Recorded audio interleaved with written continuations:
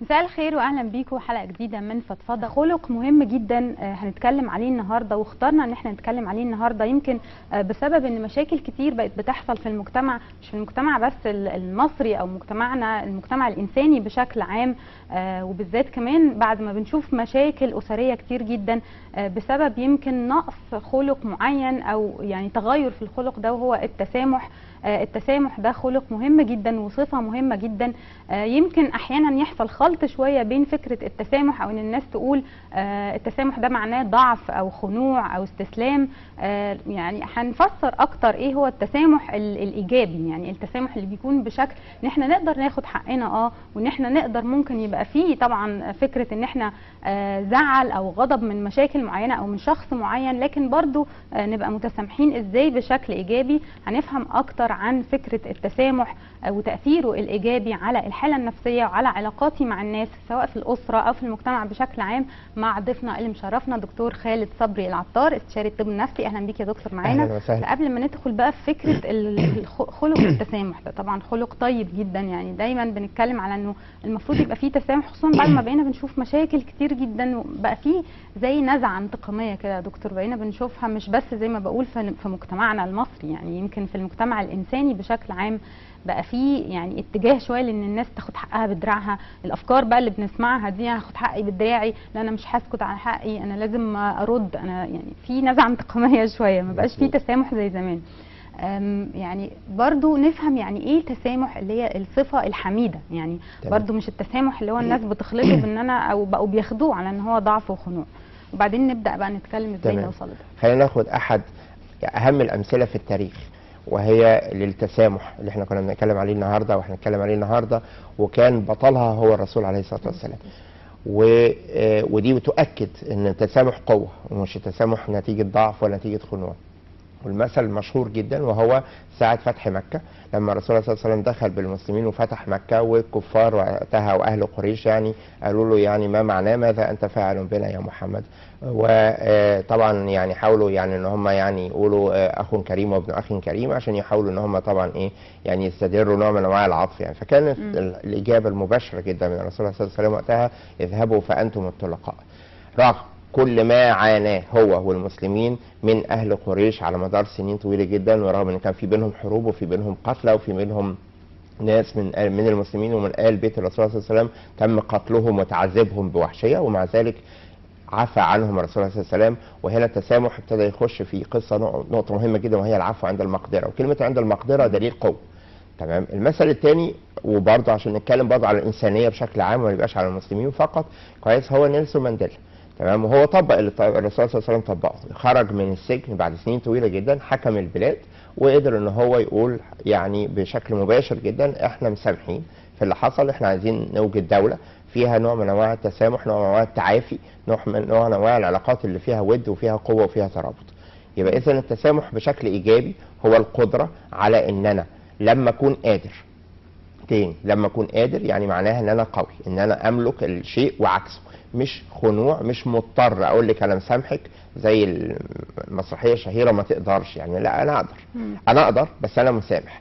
فيبقى اذا اسامح لما اقدر، ساعتها بس يبقى اسمها تسامح. لكن غير كده لان انا لو مضطر يبقى انا مش مسامح، بالظبط، انا مضطر، انا مجبر. انا ممكن ما بيني وبين نفسي شايف ان انا بس يوم ما اتمكن منك انا هنتقم. ويمكن هنا بقى هناخد البيئه العكسيه اللي حاصله دلوقتي في المجتمعات بشكل كبير جدا، وهي الرغبه الشديده جدا في العدوانيه. الرغبه في العدوانيه ثم تنفيذها لو تمكن الشخص. اوكي. وده هو ده بقى الدليل الضعف، وهو ده دليل مش بحث ضعف الشخص وضعف الشخصيه وضعف القدره على التعامل وضعف التفاهم مع نفسي والتفهم لغيري. ده اللي بيبدا يخليني في بشكل مباشر جدا مش قادر اسامح، مش قادر افهم، لاني ما فهمتش، فمش قادر بالتالي اتقبل ان اللي قدامي ده عمل الموقف الفلاني، واتقبل ان انا لما بقيت عندي القدره ان انا اتصرف عكسه، وان اللي في ايدي انا القرار، ان انا هفوت او ان انا هبدا اقول له معلش وما يجراش حاجه وانا فهمت وانا تفهمت. التسامح بيؤدي تاني للترابط، لان لو انا ابتديت اسامح اللي قدامي على شيء هو كان عامله وهو عارف انه كان غلطان ومتوقع مني رد مباشر او رد قوي او رد انتقامي، ولاني مسامحه هيبدا يحس قد ايه انا كبير، قد ايه انا عظيم، قد ايه انا بفهم، قد ايه انا بتفهم، قد ايه انا عندي القدره على ان انا اخليه في حضني واخليه معايا. يبدا ساعتها هو بقى يحب يتعاون معايا، يبدا بالعكس هو يحب ان هو يبقى في ظهري ومعايا وجنبي. وهنا نبدا نكون اسره، ثم نكون اسر، ثم نكون مجتمع، ثم نكون عالم سليم في تسامح شديد جدا. يبقى اذا التسامح هو دليل قوه، وفي نفس الوقت يؤدي الى ترابط ويؤدي الى تعاطف ويؤدي الى تراحم. وهو ده اللي احنا عايزين دايما ننشره ونقوله، مش تسامح اللي انا سوري يعني هضطر ان انا اقبل وانا اقول ان انا مسامحك وانا لا املك العكس. طيب يا دكتور، ما هو برضه في فيه افكار زي ما حضرتك بتقول، بسبب انه يعني بقى في عدوانيه فظيعه، وبقى في اللي هي النزعه الانتقاميه دي، ان لازم اخد حقي بدراعي ولازم اخد حقي. بقى في ناس كتير بتقلق من فكره ان لو تسامحت هتفهم غلط، او بسبب انه الافكار بقت اصلا سلبيه، بقوا بيشوفوا ان التسامح ده ضعف. يعني محتاج طبعا وعي كبير ان احنا نقدر نفرق بقى ان لا، التسامح ده مش ضعف، ونعيد تشكيل المفاهيم تاني من اول وجديد. فبالتالي الناس كلها بقت داخله في دايره كده، ان ما انا لو تسامحت حتى عندي القدره وعايزه اتسامح، اللي قدامي مش هيفهم التسامح. وبالذات لو شفناها يمكن كمان بتبان اكتر بين الزوجين. يعني تمام. بتلاقي الست والراجل في نديه كده، بتقولك انا لو تسامحت هيبقى يستقوى عليا وهيفتري عليا، والراجل كذلك. انا موافق حضرتك تماما، بس خلينا نقول نقطه اساسيه. هو التسامح ده دليل ايه؟ قوه، صح؟ واهم سمات القوي ايه؟ انه يثق في نفسه. فانا لو واثق في نفسي، اوكي، بكل ما تحمل الكلمه من معنى، هبقى فاهم كويس جدا ان سواء اللي قدامي فهمني او ما فهمنيش حاليا في اللحظه الحاليه، اوكي، مصيره هيفهم. اوكي، لان بالوقت نتيجه ثقتي في نفسي هستمر انا في ان تكرار هذا الفعل بشكل مستمر، لدرجه ان اللي قدامي هيبدا يسال نفسه هو يعني بيعمل كده ليه؟ او ازاي بيعمل كده؟ او ازاي عنده قدره كده؟ هو ده كده معناه انه ضعيف؟ لا، لانه بالوقت هيثبت العكس. كويس. لو احنا بنتكلم على راجل ومراته على سبيل المثال، اوكي، لو احنا حطينا الكرامه الشخصيه وحطينا الاستقواء نتيجه ان انا مثلا انا اللي دايما هصالحه، انا دايما حاجه على نفسي، سواء كان الراجل هو اللي بيصالح الست او الست هي اللي بتصالح الراجل بغض النظر يعني، تمام، وابتدينا نحطها دي فاكتور، يبقى احنا كده اساسا معناها ان في اختيار غلط من الطرفين لبعض. لان قدرتي على التفاهم مع نفسي والتفاهم مع الطرف الثاني اللي في حياتي، شريك حياتي المفروض بقى هنا، كويس، اصبحت مع يعني فيها خلل، نتيجه ان انا مش قادر افهم ان هو شخصيته ايه، وان هو ايه اللي يزعله، وايه اللي يقدر يخليه يستفزه، وايه اللي يقدر يوصله لمرحله ان هو يغضب مني. ثم لما يسامحني او انا سامحه، يبقى هيفهمني غلط، وبالتالي بالتالي يدوس عليا زياده، او ان هو يبدا ان هو يعني بالبلدي يبالغ بقى في اذاليه فيما بعد. يبقى اذا الاختيار نفسه هنا كان فيه مشكله، او انا بعاني من ضغط نفسي شديد جدا مش سامح لي بان انا اقبل ان اللي قدامي يفهمني او يحسني، او مش عارف اعبر عن اللي جوايا كويس جدا. فبالتالي هنا التسامح لو اتفهم بصيغه ان هو نقطه ضعف وان هو ممكن هيوصلني كده، يبقى المشكله غالبا عندي انا، يعني ثقتي في نفسي انا اللي فيها مشكله، لان انا مش هعرف اعبر بقوه وباستمراريه عن السمه دي في صفاتي.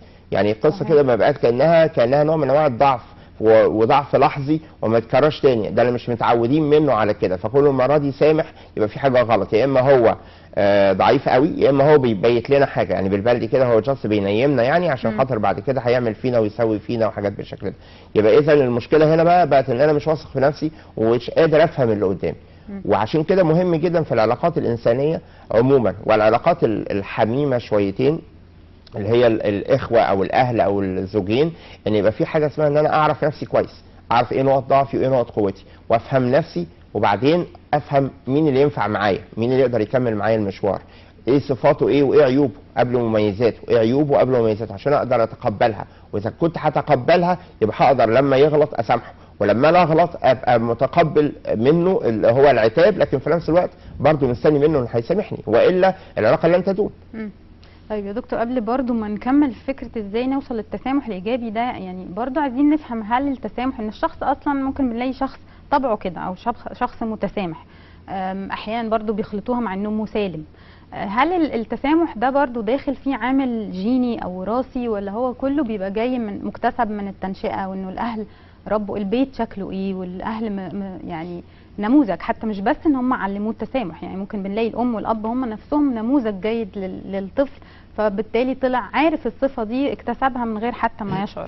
هو الحقيقه الاثنين، هو كل ما في الدنيا متركب على الجينات بتاعتنا، يعني الخريطه الكروموسوميه والجينيه بتاعت البشر جميعا، كل واحد فينا بيبقى مولود بخريطه جينيه معينه، معناها ان عنده استعداد ليه يعني الاصابه بامراض معينه وعدم استعداد الاصابه بامراض اخرى، وعنده برضه صفات معينه موجوده اوريدي متحمله على الجينات بتاعته.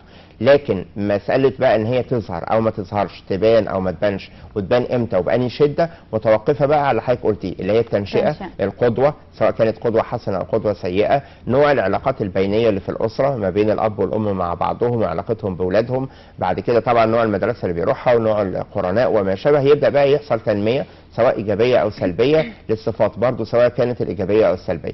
فبالتالي عشان كده حضرتك بتلاقي ان في اسر على بعضها من اولها لاخرها تحس ان الاسره دي من اولها لاخرها كلها طيبه وكلها جدعه وكلهم بيقفوا جنب اصحابهم وكلهم بيقفوا جنب جيرانهم وليهم مواقف يتشهد لهم بيها، والاسر كلها كده متربيين على كده زي ما نقول، هم بيطلعوا كده. والعكس صحيح، في اسر من اولها لاخرها وجع دماغ ونوع من انواع العنف والعدوانيه وتصل لمراحل الايذاء للغير بشكل كده عفوي، يعني بشكل تلقائي جدا. فجزء منها يعني متحمل على الجينات، وجزء تاني هو ده الاغلبيه بقى نتيجه التنميه على مدار الوقت عن طريق الاكتساب من الاهل ومن المرافقين. يعني معنى كده يا دكتور التنشئه الصح او التنشئه الايجابيه والكويسه ممكن تطغى على فكره يكون مثلا في استعداد جيني او استعداد وراثي لصفات معينه من ضمنها التسامح. يعني لو الطفل طالع اصلا عنده ميل شويه لان هو انتقامي شويه او عدواني شويه، ممكن التربيه تغير ده، يعني يبقى دورها اقوى.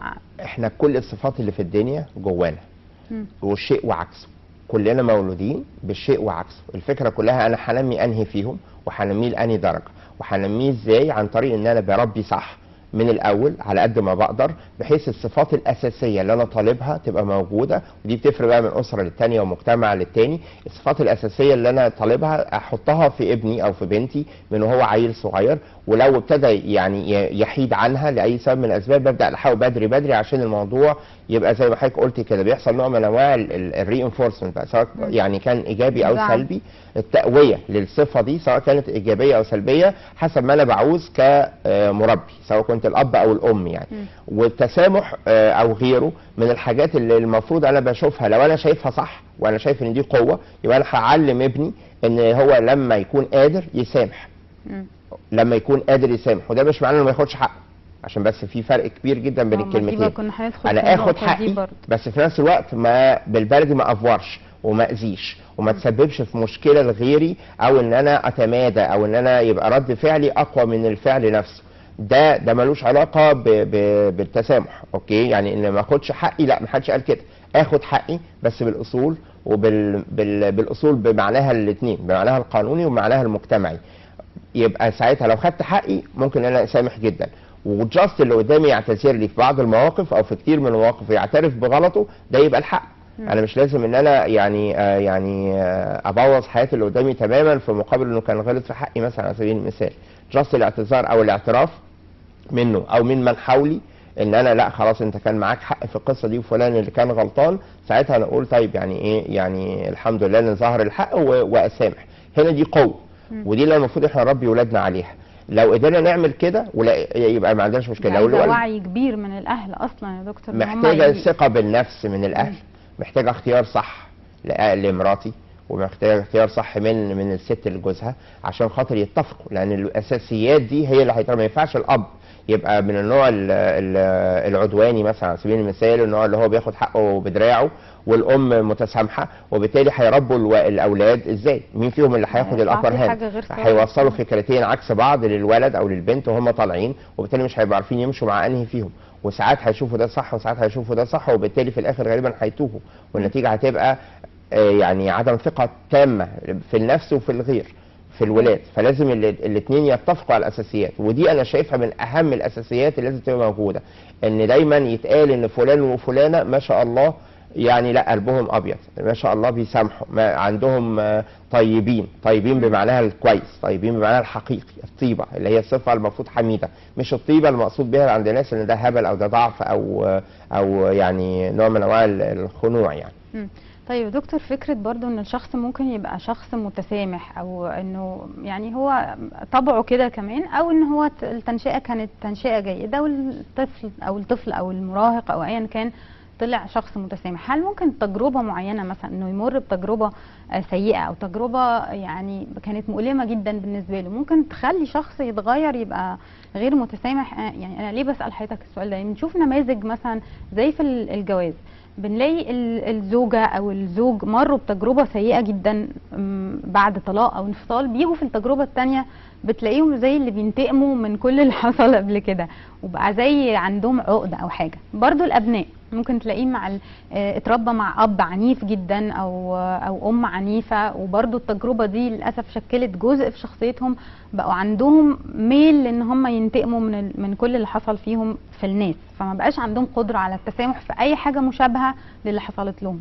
ده نفسره بايه يا دكتور؟ يعني هل ده حاجه وقتيه مثلا بسبب تمام. رد فعل ولا؟ تمام. هو الفكره كلها ان دي بتعتبر زي تروما او صدمه شديده جدا حصلت فجاه، حادث مؤلم ايا كان نوعه، يعني اثر تاثير مباشر وقوي وسلبي جدا على الشخص ايا كان بقى مرحلته العمريه او السنيه او نوع المؤثر المؤلم ده، وبالتالي اصابه بمشكله، اصابه برد فعل. الرد الفعل ده غالبا زي ما حضرتك بتقولي كده بيبقى رد فعل عكسي، يعني رد فعل نوع من انواع العنف ناحيه النفس وناحيه الغير. انا مش واثق في نفسي، مش واثق في غيري، مش مطمن لان انا لو سامحت بعد كده ان انا هتفهم صح، مش مطمن ان اللي قدامي ممكن يعتبر ان ده نوع من انواع الضعف وبالتالي يدوس عليا زياده، وثقتي في نفسي لان هي اهتزت مش هبقى عندي طولة البال ولا القدره ان استحمل ان انا استنى لما هو يفهمني بشكل مظبوط، وبالتالي هيبقى ردود فعلي في اللي جاي فيها نوع من انواع التشكيك في غيري والتشكيك في تصرفاته، وبالتالي ممكن يبقى في نوع من انواع العدوانيه سواء كانت لفظيه او جسديه او غيره. يعني الفكره كلها هتبقى في ان هو ده كان طبع فيا، يعني التسامح ده كان طبع فيا وانا منشأ عليه فعليا، يبقى اذا الطبع يغلب التطبع.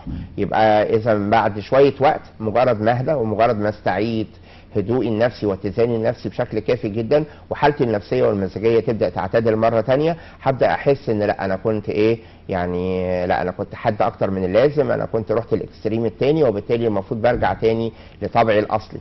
لكن لو كانت القصه كلها ان انا يعني بمثل التسامح في اوقات او بدعي ان انا متسامح جاست عشان اعمل شو قدام اهلي او قدام الناس او مركزي او منصبي او وات، يبقى في الحاله دي ده طبعي الاصلي اللي هو عدم التسامح، وانا ما صدقت حصل لي مشكله عشان اتلكك بسببها وعشان بناء عليها ابرر لنفسي ولغيري ان انا لا يا عم انا قبل كده جربت والدنيا وقفت عليا بخساره، فانا ايه اللي يخليني ارجع لورا تاني، وعشان كده بكمل. فهي الفكره كلها هنا لو استمرت العدوانيه، بننصح جدا لو اب وام بيلاقوا ابنهم ابتدى يبقى فيه عدوانيه ناحيه نفسه او ناحيه غيره، ان يبداوا بقى يدوروا على متخصص يعالج. يعني محتاجين لو زي ما حضرتك بتقول دي تروما بسبب تجربه مؤلمه او مؤثر خارجي اثر في الشخصيه، لازم يلجأوا لحد ممكن يساعدهم او بالظبط. انا خليني اضيف على حضرتك ان في مرض شهير جدا بيظهر في الاطفال قبل سن 18 سنه، هو اسمه كوندكت ديسوردر، يعني ترجمته بالعربي اضطراب المسلك او اضطراب السلوك. يعني اوكي، اضطراب المسلك هو بالظبط طفل لسه بقى ما شافش حاجه في الدنيا بالمعنى العام او الدارج من مشاكل ومصايب وما شابه، لكن طالع عدواني، طالع مضاد للمجتمع، طالع مضاد للسلطه. مضاد للسلطه دي تبدا من ابوه وامه ومرورا باي سلطه من الدنيا، وبالتالي هو كل همه في الحياه انه يعمل مشاكل.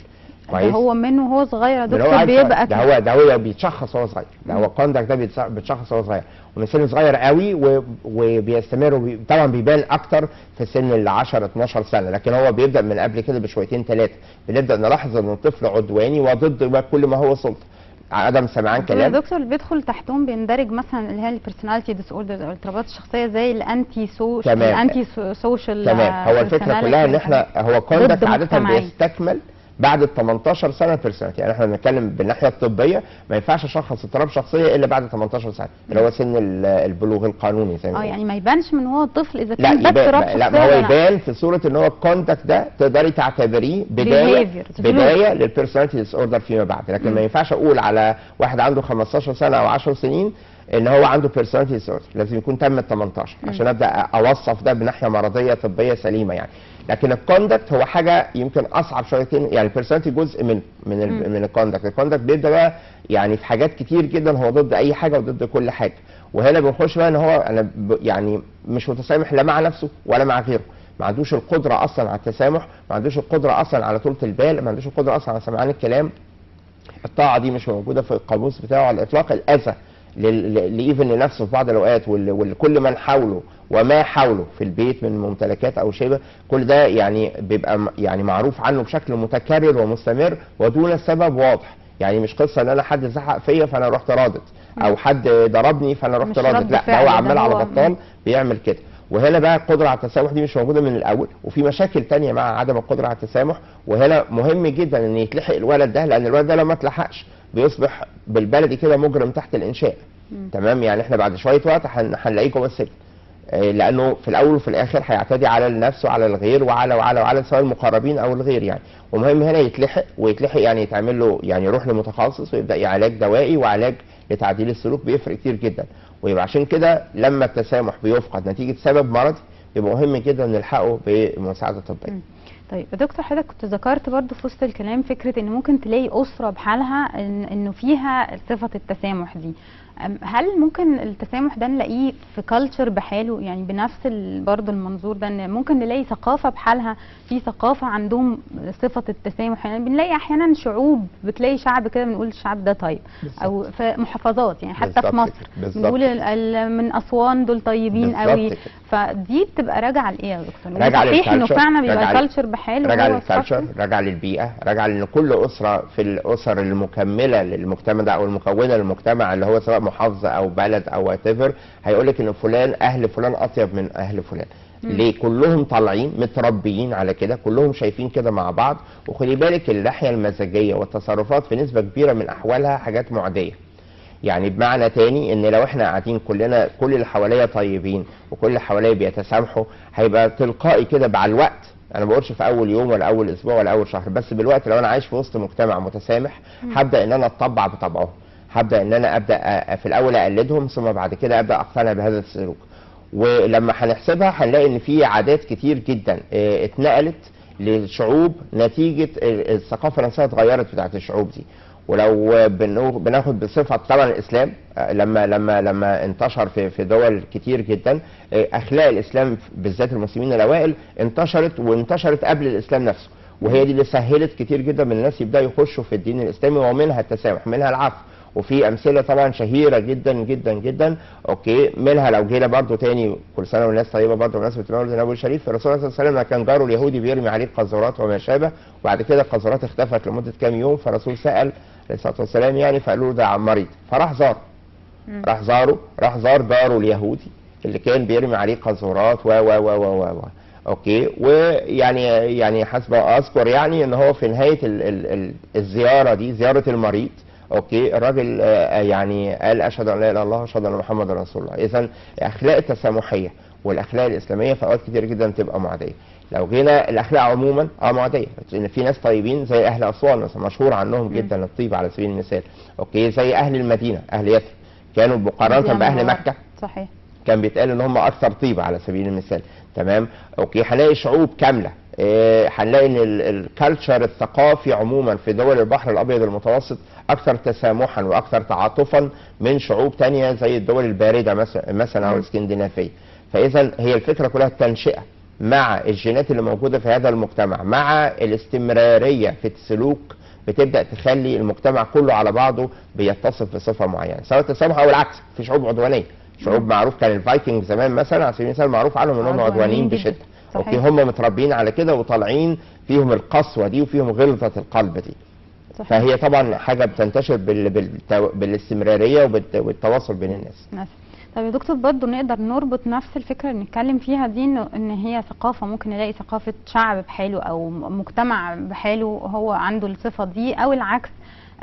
زي ما قلنا بانه بنتكلم برضو على فكره ان احنا ناخد حقنا، يعني ان احنا نتسامح، بس معاها في بقى شعوب او كالتشرز زي عندنا مثلا. لو اتكلمنا على اهل الصعيد، فكره الطار عندهم للاسف بيتكلموا فيها برضو بمنظور انه لازم ياخد حقه، او ان حتى سواء مسلمين او غير مسلمين. يعني بقت مشكله كبيره جدا بسبب برضو فكره زي دي، بدات يعني اكيد برضو من فكره انه حتى في الدين، يعني برضو انه العين بالعين، ان الواحد يرد حقه او بالطريقه دي. بس للاسف بقت اتقلبت ثقافه، ما اتقلبتش بقى ان انا باخد حقي بالطريقه الصح او اعفو عند المقدره زي ما حضرتك بتقول. ده سببه ايه يا دكتور؟ برضه ثقافه اتنقلت؟ هي ثقافه موروثه، دي ثقافه موروثه في الطار تحديدا. هو مشكله الطار ايه؟ هي العصبيه القبليه الشديده جدا. هو بالتالي انا شايف ان لما اعتدى على واحد من اهلي اصبح كانه اعتدى على اهلي جميعا، وبالتالي وجب عليا اني يعني ايه ارد الصعب بالصعب بصعب مثله. اوكي، وفي اوقات تانية بتبقى اكتر من كده كتير.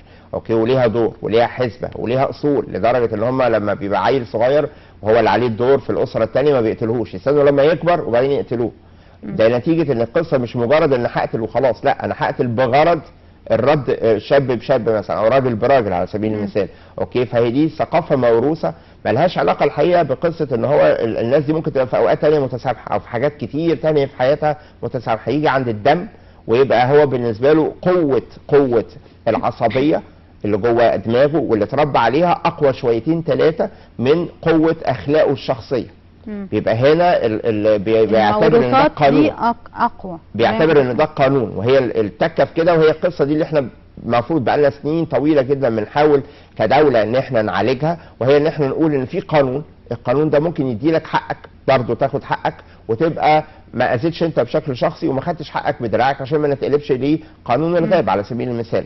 اوكي، والحاجه الثانيه ان التسامح تاني مش معناه ضعف، والتسامح تاني مش معناه ان انا هسيب حقي، لان تاني لو فلان قتل حد من عندي يبقى المفروض انا جاست المطلوب ان انا اسلمه وبالقانون. اوكي، وهو ودي بقى الغريبه جدا في الصعيد، يعني اللي بيقتل ما عندوش مشكله خالص انه يروح يعترف، يعني ما عندوش قصه، هو ده بالعكس، ده هو بيعتبر ان ده شرف ليه ان هو قتل. تمام، فيبقى هنا القانون لو خد مجرى الدنيا هتفرق كتير جدا. صحيح. طيب دكتور، احنا لازم نختم، ممكن نختم يعني بتبس كده سريعا جدا حضرتك تقولها ان ازاي اوصل للتسامح لايجابي؟ اعمل ايه؟ اعمل ان انا اثق في روحي اولا، طبعا اثق في الله اولا، ثم اثق في روحي، واثق في قدرتي على ان انا بالوقت وبالاستمراريه في السلوك الحسن اللي قدامي هيفهمني، وان انا التسامح ده دليل قوه مش دليل ضعف، وان انا كل ما هقدر ان انا افهم اللي قدامي واتفهمه واحط نفسي مكانه في بعض الاوقات هلاقي تبريرات كتير جدا لسلوكه، وبالتالي هتقبلها، وحتى لو ما تقبلتهاش بالوقت هقدر ان انا يعني اتعايش معاها. وهو ده النقطه اللي هتبدا تخلي في تسامح ينتشر في افراد الاسره الواحده وفي افراد المجتمع. نتمنى يا رب. يعني طبعا هي محتاجه وعي، ان اصلا الواحد يدرك ان هو عنده المشكله دي، ومحتاج انه ينمي صفه زي دي فيه. يعني احنا حلقات زي دي بنعملها عشان الناس تحاول تفكر شويه يمكن وتركز في ان احنا بنتعامل ازاي. بشكر حضرتك جدا دكتور خالد صبري العطار، استشاري الطب النفسي، وبشكر كل مشاهدينا، والى اللقاء اخر حلقه جديده من فضفضه.